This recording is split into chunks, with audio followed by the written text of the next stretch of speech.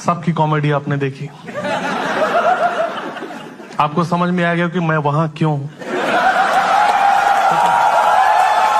आशीष सोलंकी का career graph देखो, कॉमिस्तान से ये लोगों के बीच आया, पॉपुलर हुई पन्नू, ठीक है, उसका ही करियर बना है। ये छोटे मोटे प्रोग्राम करके अपना घर चलाता है।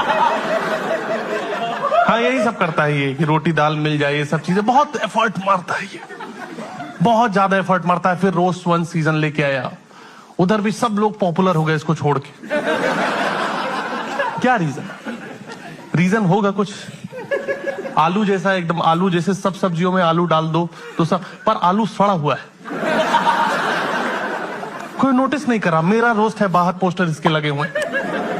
He is craving for success. नहीं मिलेगा, कैसे मिलेगा? पर्सनैलिटी